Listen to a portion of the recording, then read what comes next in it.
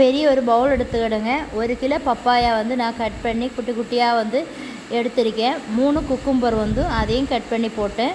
Robusta banana வந்து 2 வந்து அதையும் கட் பண்ணி போட்டேன். இப்போ வந்து அது கூட வந்து நான் வந்து லைட்டாக வந்து ஒரு பெப்பர் வந்து தூவிக்கிட்டேன்.